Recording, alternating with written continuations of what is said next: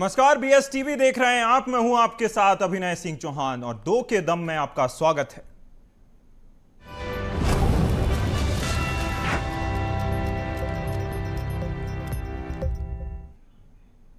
दो के दम में आज हम बात करेंगे नेशनल हेराल्ड मामले को लेकर।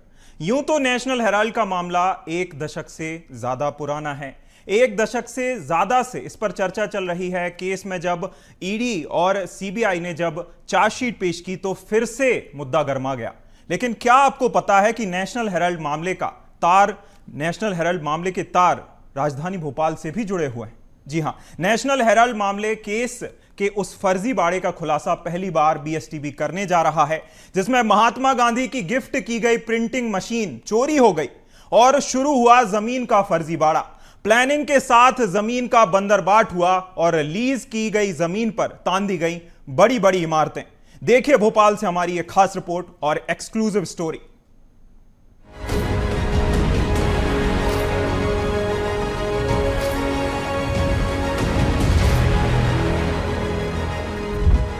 नेशनल हेराल्ड केस में बीएसटीवी का बड़ा खुलासा। महात्मा गांधी की गिफ्ट की गई मशीन हुई थी चोरी। राजीव गांधी के निधन के बाद जमीन का बंदरबाट। मैसर्स गंगा इंटरप्राइजेस कंपनी ने जमीन पर तान दी थी बड़ी बड़ी इमारतें। बीएसटीवी पर पहली बार चश्मदीद गवाह का बड़ा खुलासा। इन दिनों देश में नेशनल हेराल्ड केस चर्चाओं में है। ईडी की चार्जशीट में सोनिया गांधी और राहुल गांधी का नाम सामने आया तो सियासी घमासान भी शुरू हो गया।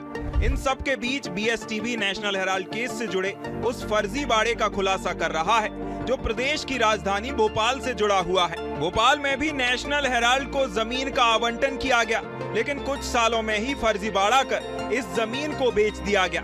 इस खुलासे को हम परत दर परत आपको बताते हैं। इसकी शुरुआत हुई साल 1981 से। बीडीए ने एमपी नगर में एसोसिएट जर्नल्स लिमिटेड एजेएल को 1.14 एकड़ जमीन 30 साल की लीज पर दी। एजेएल नेशनल हेराल्ड, नवजीवन, कौमी आवाज, इंटरनेशनल वीकली, फार्मर्स जनरल, कृषक परिवार, सानिध्य बटोरी का प्रकाशन करता था। साल 1983 भोपाल के हाथीखाना में इंदिरा गांधी ने नवजीवन अखबार की लॉन्चिंग की। लखनऊ में महात्मा गांधी ने नेशनल हेराल्ड की जिस मशीन से छपाई कराई उसे भोपाल भेज दिया।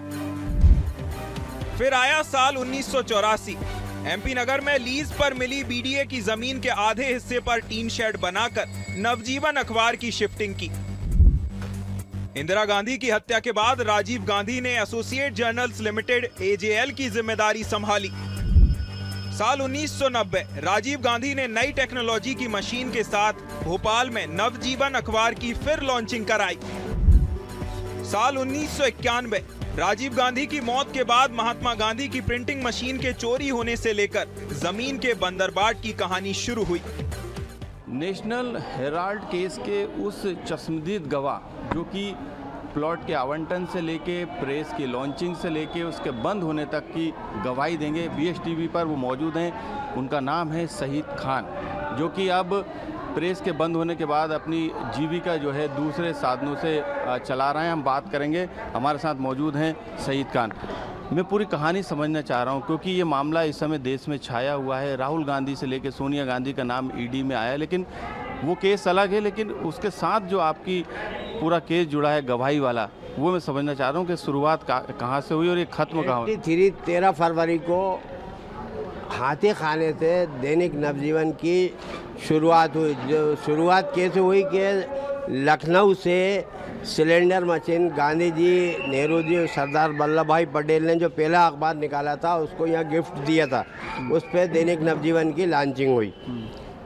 उसके बाद 13 फरवरी से यहाँ पे लॉन्चिंग होने के बाद चलता रहा। फिर अर्जुन सिंह द्वारा, जो मध्य प्रदेश के सीएम थे, उनके द्वारा प्रेस कॉम्प्लेक्स में जगह दी गई 81 के अंदर।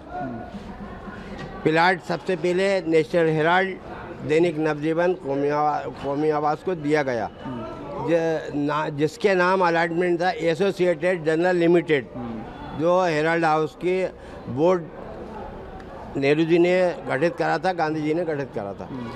जब वो यहाँ पे जब हमारा शेड बना एमपी नगर में, plot number 1 Indira press complex उसका नाम दिया गया।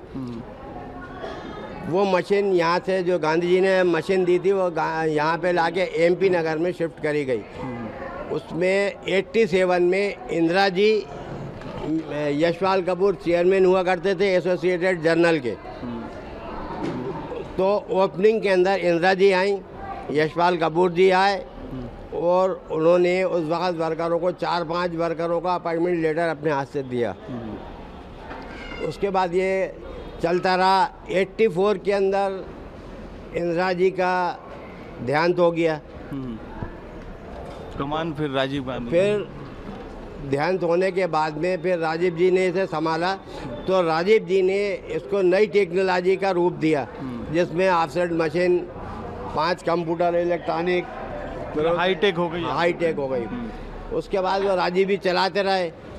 राजीव जी के बाद में जब राजीव जी का एक्सीडेंट हुआ तो इसका मतलब चलना एक काफ़ी परेशानी का, तनख्वाह नहीं आना हेड ऑफिस से 2-2, 3-3 महीने। और फिर उसके बाद में लिहाजा ये कि हमने इसका तनख्वाह नहीं आई तो फिर हमने लेटर लिखा, पत्र व्यवहार करा कि भाई ये यहाँ पे ऐसी पोजीशन है। तो 10 नवंबर 92 को वहाँ से लेटर आया कि इसको क्लोज कर दिया जाए, बंद करने का फरमान। बंद करने का फरमान आया।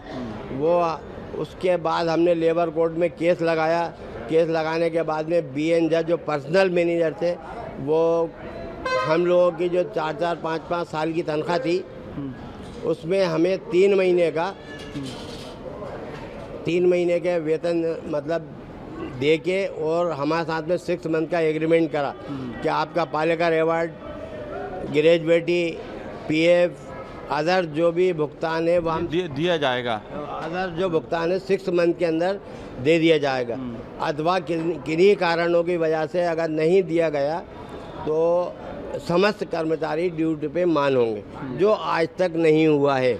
हमारे केस लेबर कोर्ट में भी चल रहे हैं, हाई कोर्ट में भी चल रहा है, सिविल कोर्ट में भी चल रहा है।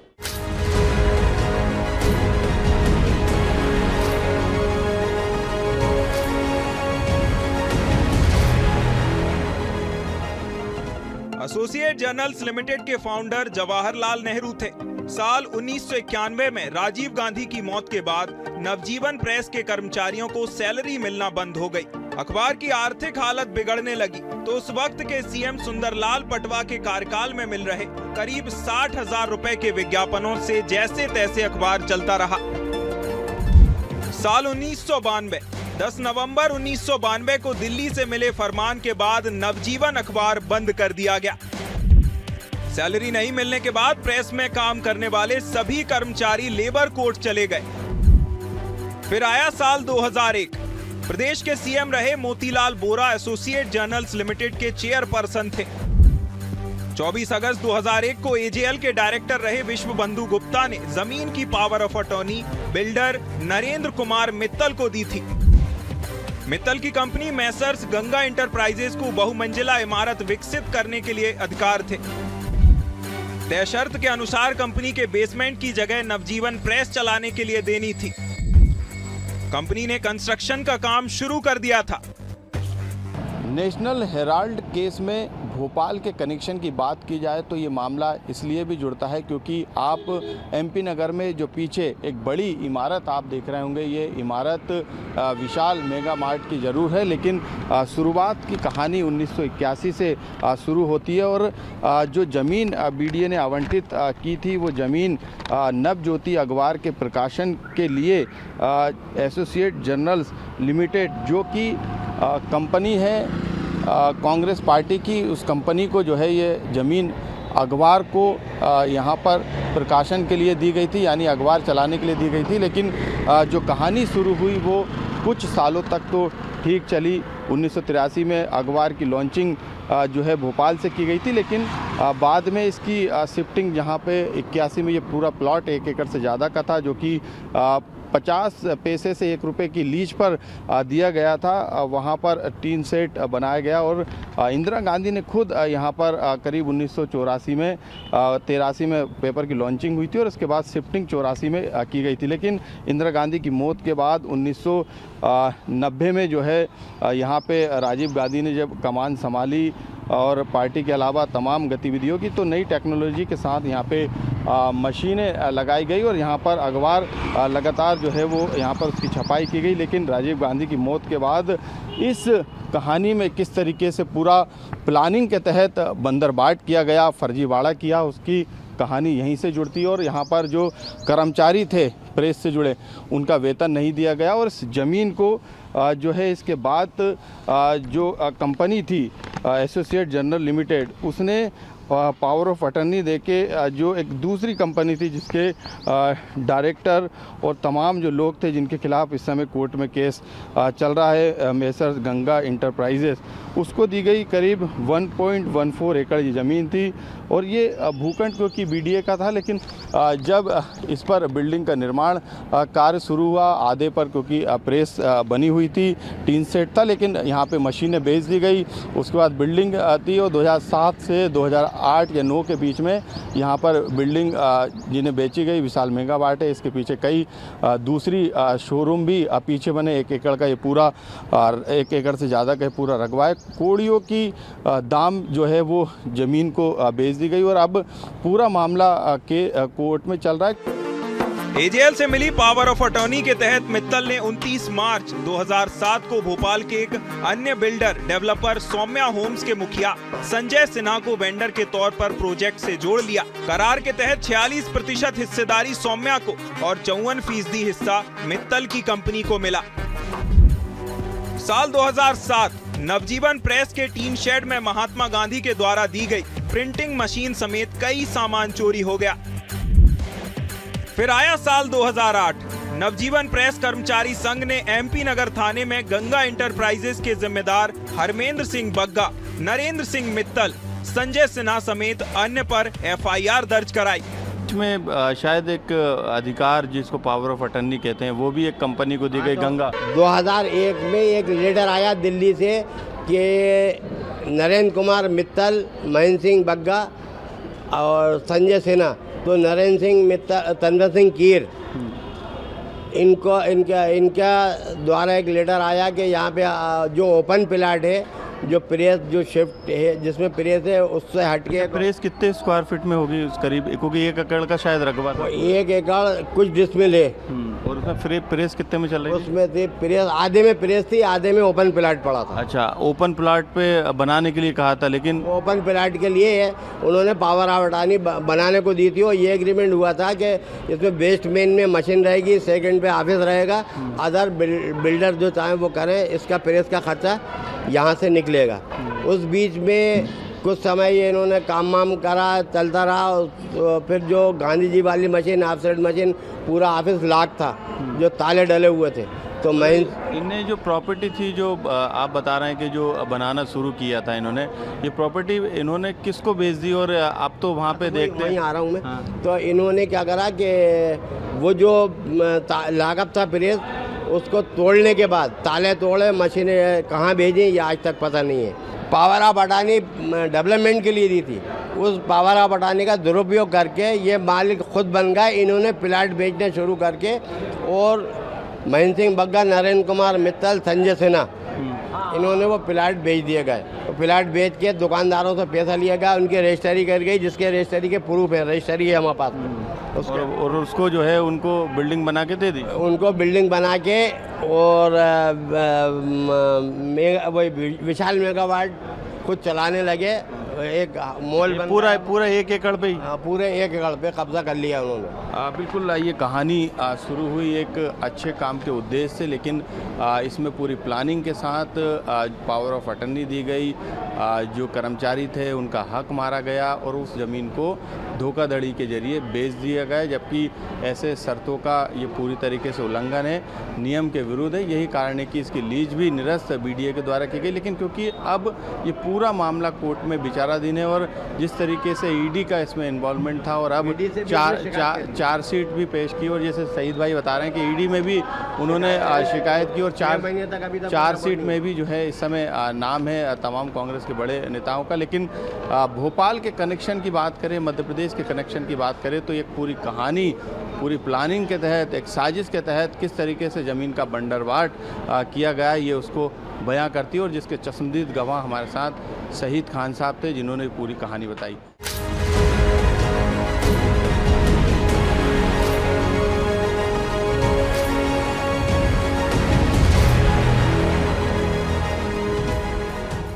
एमपी नगर थाने में एफआईआर के बाद जब प्रेशर बढ़ा तो कर्मचारियों ने कबाड़ से जुगाड़ कर कुछ प्रिंटिंग मशीन के पार्ट सामने लेकर आए। हालांकि नवजीवन प्रेस के कर्मचारियों ने कबाड़ के पार्ट को फर्जी बताया। अभी ये मामला भोपाल जिला कोर्ट में चल रहा था।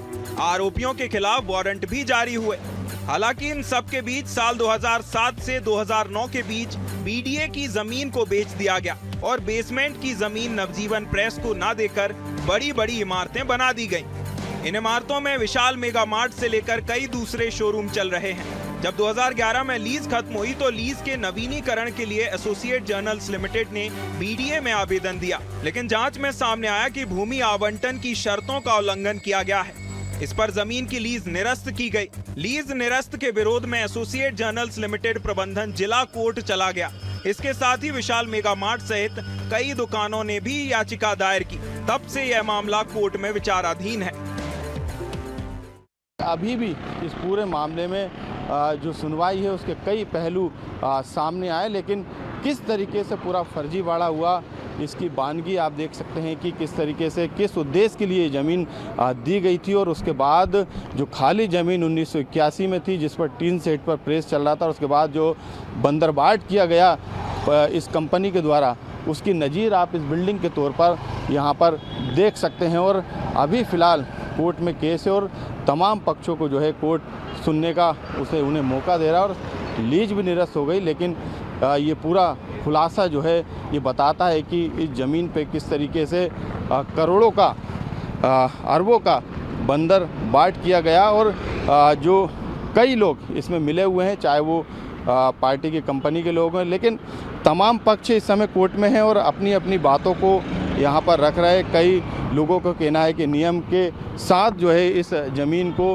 पावर ऑफ अटर्नी के तहत दिया गया था और जो दूसरी कंपनी थी उसने इसको बेचा ना बेचा, ये अभी फ़िलहाल तमाम मुद्दों पर इस समय कोर्ट में सुनवाई जो है लगातार जारी है। नेशनल हेराल्ड केस में भोपाल की जमीन के फर्जीवाड़े को लेकर मामला कोर्ट में चल रहा है, तो दूसरी तरफ प्रेस में काम करने वाले कर्मचारियों को भी अपनी मेहनत की कमाई के लिए कोर्ट के फैसले का इंतजार है।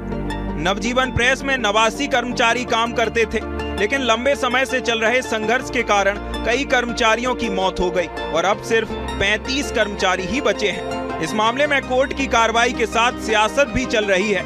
बीजेपी और कांग्रेस आमने सामने हैं और वार पलटवार का दौर जारी है।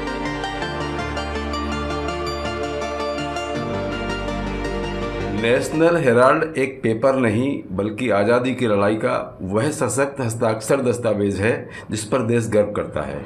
जी हाँ, National Herald company not profit no transaction section 8 के तहत बनाई गई वह कंपनी है जिसमें ना तो 1 रुपये का कोई भी ट्रांजैक्शन हुआ, न हो सकता है, न 1 इंच ज़मीन स्थानांतरित हुई, न हो सकती है।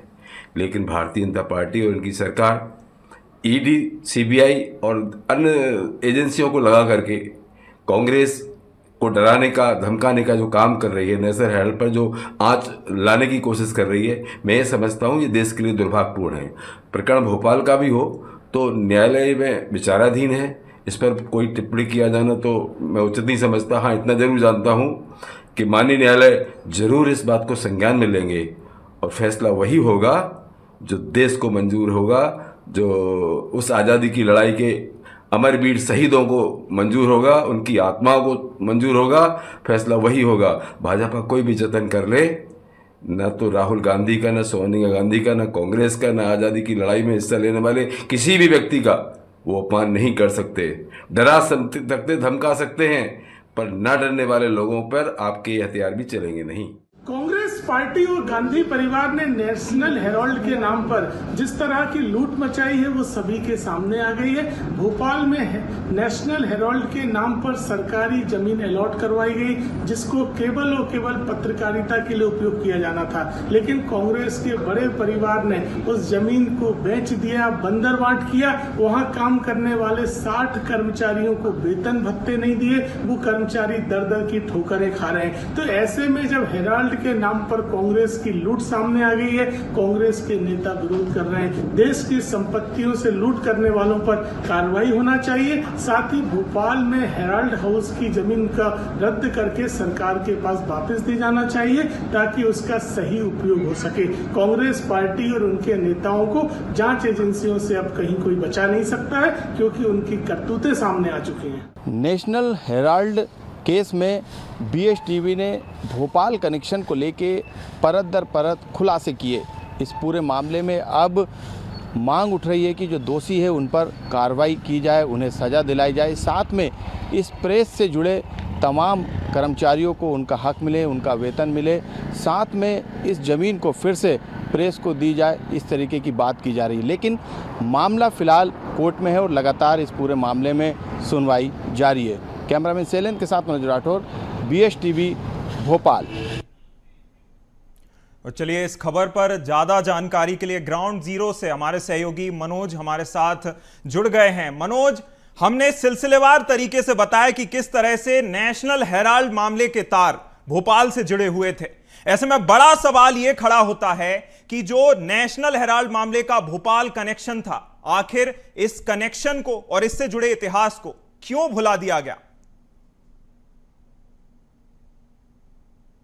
बिल्कुल अभिनय, क्योंकि इस विषय पे लगातार चर्चा चल रही है। दिल्ली से लेके भोपाल तक जिस तरीके से इस पूरे मामले के कनेक्शन जुड़ रहे हैं, उस पर भी सियासी घमासान देखा जा रहा है। मध्य प्रदेश ही नहीं बल्कि पूरे देश में इस समय ये विषय कहीं ना कहीं चर्चा का विषय है। यही कारण है कि जब BSTV की टीम ने भोपाल से जुड़े उस प्रॉपर्टी के बारे में, जो कि BDA ने कांग्रेस पार्टी के कंपनी को लीज पे दी थी, और उसके बाद 1981 से पूरी कहानी शुरू हुई। और जब पड़ताल BSTV के द्वारा की गई तो इस कंपनी के जरिए जो नव अखबार जो प्रेस था, जिसको ये पूरी अनुमति दी गई थी, नवजीवन प्रेस यहाँ पे खोलने की, उससे पूरी ये कहानी सुनी लेकिन इस बीच में BSTV के हाथ कई दस्तावेज भी लगे, जो कि हमें नवजीवन प्रेस के कर्मचारी संघ ने मुहैया कराए।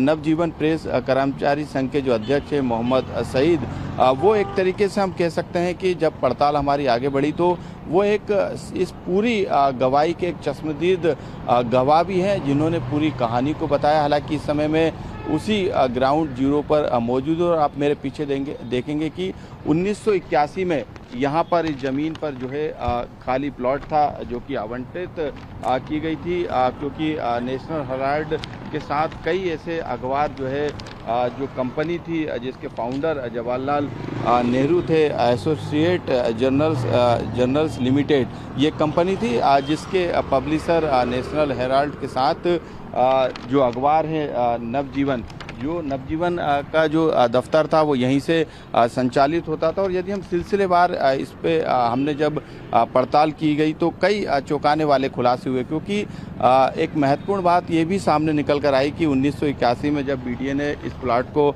आवंटित किया था, 1983 में क्योंकि यहाँ पे स्ट्रक्चर नहीं था, प्लॉट खाली था, यही कारण था कि हाथी खाना जो कि पुराने शहर में जगह है, वहाँ से इसकी लॉन्चिंग जो अखबार की गई, और नवजीवन अखबार को 1984 में यहाँ पर शिफ्ट किया गया। और शिफ्टिंग के बाद जो है यहाँ पर टीन सेट का एक शेड इस प्रेस को चलाने के लिए बनाया गया, क्योंकि इंदिरा गांधी की मौत के बाद राजीव गांधी ने जो है, उनके निधन के बाद राजीव गांधी ने जो है इस पूरे अखबार को संभाला था, इस पूरी कंपनी को संभाला था। लेकिन उनके भी निधन के बाद, उनकी हत्या के बाद जो है ये मामला आगे बढ़ा, और इसके बाद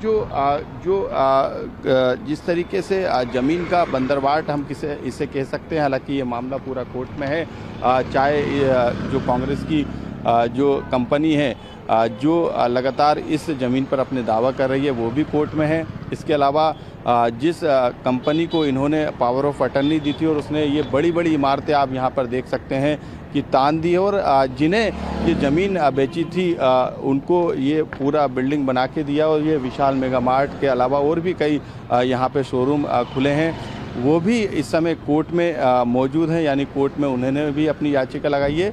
इसके साथ नवजीवन प्रेस के वो कर्मचारी संघ के लोग भी कोर्ट में केस लड़ रहे हैं जो कि इस प्रेस से जुड़े हुए थे। तो इस पूरे मामले में जब पड़ताल और आगे बढ़ी तो ये भी समझ में आया कि किस तरीके से लीज की जो शर्तें थी उसका उल्लंघन किया गया। यही कारण था कि जब ये बात सामने आई और जब 2011 में लीज को नवीकरण के लिए जो एसोसिएटेड जर्नल लिमिटेड के पदाधिकारी जब गए वहाँ पर, तो पता चला कि यहाँ पर इस प्लॉट पे जिस तरीके का निर्माण किया गया ये अनुबंध के खिलाफ है। यही कारण है कि इस लीज को निरस्त कर दिया गया। कई सवाल अभी भी बने हुए, हालांकि कोर्ट में ये पूरा मामला चल रहा है। यही कारण है कि कोर्ट के फैसले का इंतजार हर किसी पक्ष को है।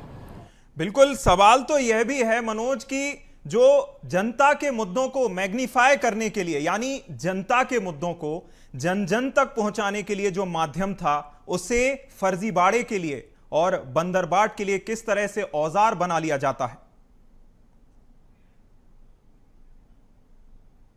बिल्कुल, क्योंकि कुछ सालों तक जो इस ज़मीन का उद्देश्य था जिसको लेके नवजीवन प्रेस की स्थापना हुई, खुद इंदिरा गांधी ने इसी ज़मीन पर आके जो है इस प्रेस की लॉन्चिंग की थी शिफ्टिंग के दौरान, क्योंकि वो यहाँ पर पहुँची हुई थी। और ऐसे में ये पूरा घटनाक्रम पूरा जो मामला था तब तक चलता रहा जब तक प्रेस जो नवजीवन प्रेस है वो भोपाल में संचालित होती रही। लेकिन इसकी स्थिति भी खराब होती गई, जिस तरीके से जानकारी बिल्कुल, कहीं ना कहीं मनोज जो रिपोर्ट हमने दिखाई, एक्सक्लूसिव स्टोरी अपने दर्शकों को दिखाई, उससे यही आशा है कि ज्यादा से ज्यादा लोगों तक भोपाल का कनेक्शन नेशनल हेराल्ड से पहुंचेगा, ज्यादा से ज्यादा लोग इसे जानेंगे।